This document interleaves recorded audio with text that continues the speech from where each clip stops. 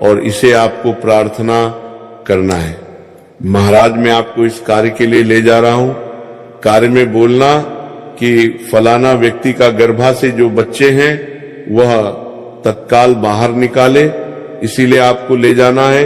इस प्रकार से प्रार्थना करना और इसे लाल कलर के कपड़े में बांध करके जो प्रसूता स्त्री है, जिनके गर्भ से बच्चे बाहर नहीं आ रहे, उन्हें पहना देना है। बिल्कुल ही उनके बच्चे 10 से 15 मिनट के भीतर में जैसा ही इन्हें पहनाएंगे, लाल कलर की कपड़े में बांध करके पहनाना होता है, तत्काल गर्भनाल से बाहर आ जाएंगे। बच्चे बाहर आ जाते, इसके बाद तत्काल इसके जड़ को निकाल देना होता है, गर्भनाल को भी बाहर निकाल सकता है। तो ये परसा में जो विलंब होती है, जिनके बच्चे गर्भ से बाहर नहीं आते, उनके लिए रामबाण की तरह ये काम करते। इसमें बहुत से लोगों को ये प्रयोग करा के दिखा चुके हैं। इसके बाद अब इसके जानते कुछ और आयुर्वेदिक प्रयोग, इसके बाद इनका चमत्कारिक प्रयोग शुरू करूंगा। अब चमत्कारिक प्रयोग कैसे, इसके अंदर में अनेक चमत्कार गुण भरे हुए हैं। आयुर्वेदिक प्रयोग में बताना चाहूंगा, जिनके दांत दर्द हो रहे हैं, साथ ही साथ बहुत से लोग ऐसे ना जिनके सिर के दर्द होता है, तो सिर के दर्द वालों को बताना चाहूंगा। दांत के दर्द ठीक करने के लिए आप इनके पत्ते को जला करके भस्मा भी बना सकते हैं, और इनके भस्म बनाने के बाद जहां पर दर्द हो रहा है वहां पे इनके भस्म को लगाइए, बिल्कुल ही दर्द को दूर करेंगे। इसके बाद जिनके सिर में दर्द होता है वह क्या करें, इनके जो बीज होते हैं, इनके पके हुए अच्छे से आपको बीज ले लेना है, और इसके बीज को आपको क्या करना है, इसके बीज का आपको पाउडर बना लेना है। ध्यान से सुना, इसके बीज का आपको पाउडर बना लेना है, और इसके बीज के चुटकी के भर पाउडर आपको अपने हाथों में लेना है, और आपको सूंघना, बस सूंघने मात्र से ये सिर के दर्द को ठीक करते हैं, क्योंकि इसके अंदर में ऐसे चमत्कारिक शक्तियां पाई जाती हैं जो कि किसी भी प्रकार के सिर दर्द हो, डिप्रेशन के कारण आ रही हो, अनिद्रा के कारण आ रही हो या फिर पागलपन के कारण आ रही हो, बहुत सारे ऐसे कारण होते हैं। ये फिर गर्मी के कारण आ रही हो, धूप लगने के कारण, लू लगने के कारण, किसी भी प्रकार के सिर दर्द हो, उसमें रामबाण की तरह काम करते हैं। अब आइए मैं आप लोगों को इसका चमत्कारिक प्रयोग बताऊंगा। पहला प्रयोग है, जो लोग चाहते हैं कि उनके कार्यभार में उन्हें तरक्की मिले, जैसे कि जो लोग व्यापारी वर्ग से जुड़े हुए हैं, वह लोग चाहते हैं कि उनका धंधा पानी अच्छे से चले, जिनके दुकान अच्छे से चले, तो ऐसे व्यक्ति क्या कर सकते हैं, इसके जड़ को रवि पुष्य नक्षत्र में लाना होता है, गुरु पुष्य नक्षत्र में लाना होता है, या फिर कोई भी शुभ दिन हो, जैसे दीपावली है, होली है, या फिर बहुत सारे शुभ दिन आते हैं। कृतिका नक्षत्र में भी आप इसके जड़ को ला सकते हैं। इसके जड़ को लाना होता है, और इसे लाल कलर की कपड़े में बांध करके आप अपने व्यापारी स्थान में बांधिए। देखना, जहां पर 5 ग्राहक आ रहे हैं, इसके कृपा से वहां पे फिर 5 ग्राहक की जगह पर 50 ग्राहकों के भीड़ लग जाएंगे। कहने का मतलब है, ये दुकान में ग्राहकों की भीड़ को भी बढ़ाएंगे, आपके आमदनी बढ़ाने का काम करता है। इसके बाद इसका दूसरा प्रयोग सुनिए। जो लोग जैसे बेरोजगार हैं, रोजगार प्राप्त करना चाहते हैं, ऐसे व्यक्ति इसके जड़ को ध्यान से सुनिएगा। ऐसे व्यक्ति इसके जड़ को एक दिन पहले आपको निमंत्रण देकर के आ जाना है।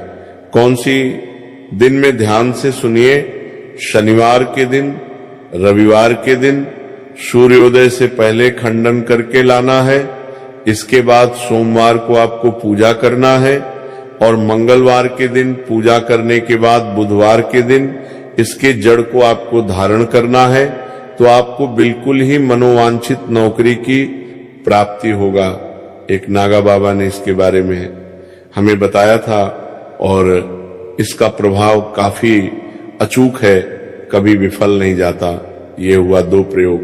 अब इसका तीसरा प्रयोग सुनिएगा। तीसरा प्रयोग क्या है कि आप में से अधिकतर बहुत से लोग हैं जिसे नजर दोष लग जाते हैं, भूत प्रेत बाधा से ग्रसित रहते हैं, परेशान हो जाते हैं। तो ऐसे व्यक्ति क्या करें, इसके जड़ को चांदी की ताबीज में डाल करके शनिवार के दिन धारण करें। चांदी की ताबीज में डाल करके शनिवार के दिन निश्चय धारण करें। तो कैसा भी आपको नजर दोष लगते हो, किसी भी प्रकार के कई लोकतंत्र क्रिया कर देते, ये बिल्कुल आपको नहीं लगेगा, आप हमेशा सुरक्षित रहेंगे। वैसे तो भक्तों इसके अनेक चमत्कारी गुण हैं और इसके कुछ चमत्कारी गुण जैसे कि बहुत से लोग, वैसे तो मैं बताना नहीं चाह रहा था, लेकिन चले अंतिम प्रयोग के रूप में बता रहा हूं, ध्यान से सुनिएगा। तो आप में से बहुत सारे ऐसे लोग हैं जो कि चाहते हैं कि सामने वाले आपको देख करके आपके वशीभूत हो जाए या फिर आप ही की तरह कार्य करें, आप जो बोले आप ही अनुरूपी कार्य करें। तो एक काम करना, इसके जड़ और सफेद दूर्वा घास ये दोनों को पीस करके आपको चंदन तैयार करके एक गाढ़ा लेप तैयार कर ले। इसके बाद आपको इसका तिलक लगाना है। इसका तिलक लगाकर कि अगर आप सभा में जाते हैं तो पूरा सभा आपको देख करके मोहित हो जाएंगे। जितने भी पूरे सभा में बैठे लोग हैं वो आपके अनुरूप कार्य करेंगे।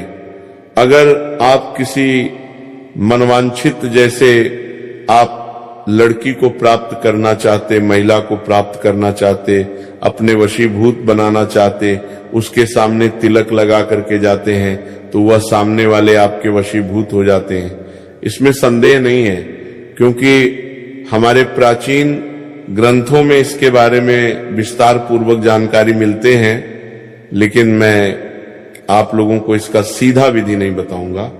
इसके सीधा विधि के बिना यह अधूरा है, क्योंकि आप में से बहुत सारे लोग इनका दुरुपयोग भी कर सकते हैं। इसकी जड़ आप अपने घर में ला करके रखते हैं, देव प्रतिमक की तरह इनकी पूजा करते हैं। लाल कलर की कपड़े में बांध के तिजोरी में आप खुद देखना, आपके शत्रु स्वतः पराजित हो जाएंगे। आपके घर में धन दौलत की बढ़ोतरी होगी। कभी भी आपको जीवन में धन का भाव नहीं होगा, रोजगार की प्राप्ति होगा और इनके कृपा से आप हमेशा सुरक्षित रहेंगे, क्योंकि यह पौधा देवी देवताओं की श्रेणी में आता है। ये पौधा कोई साधारण पौधा नहीं है, चमत्कारी शक्तियां से भरे हुए पौधे हैं। अब बात करते हैं महाशिवरात्रि के अवसर पर आपको क्या गलती नहीं करना चाहिए जिससे भगवान भोलेनाथ क्रोधित ना हो। भक्तों चाहे कुछ भी हो जाए, महाशिवरात्रि के दिन मांस मदिरा का सेवन गलती से भी मत करना, नहीं तो आपके साथ कुछ भी हो सकता है। महाशिवरात्रि के दिन देर तक कभी ना सोए, इससे आपका भाग्य बिगाड़ सकता है। भगवान भोलेनाथ रूठ सकते हैं। महाशिवरात्रि के दिन दाल चावल या गेहूं से बने पकवान नहीं खाना चाहिए। दिन आप सिर्फ फल, दूध, चाय और कॉफी ले सकते हैं।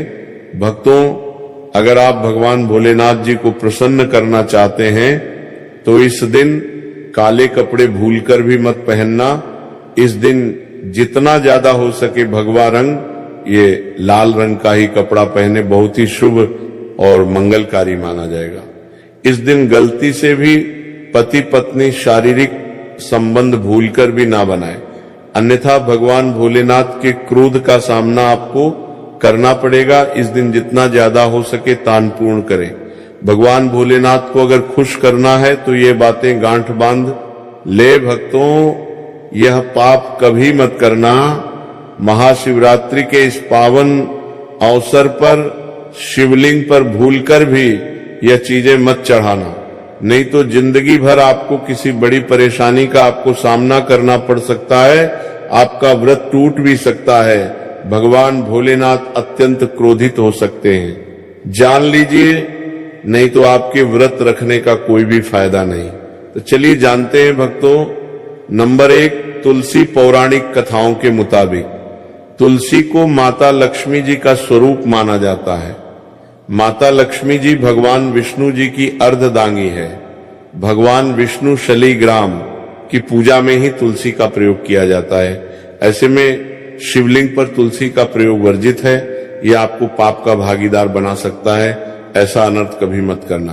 भक्तों, नंबर 2, सिंदूर। सिंदूर एक प्रकार से श्रृंगार की वस्तु है जो सभी देवियों को चढ़ाया जाता है, परंतु भगवान भोलेनाथ बैरागी हैं और वह महाकाल है, इसीलिए उन्हें सिंदूर नहीं चढ़ाया जाता है।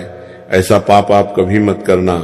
भक्तों, नंबर 3, शिवरात्रि के पावन अवसर पर जितना ज्यादा हो सके आपको भगवा रंग पहनना चाहिए। भगवान भोलेनाथ अति प्रसन्न होते हैं। इस दिन काले कपड़े पहनने से बचना चाहिए और मंदिर में काले वस्त्र पहनकर कभी प्रवेश ना करें। भक्तों, नंबर 4, हल्दी। सभी देवी देवताओं की पूजा में हल्दी का उपयोग किया जाता है, लेकिन कुछ का मानना है कि विनाश के देवता भगवान भोलेनाथ जी को अर्पित नहीं करना चाहिए।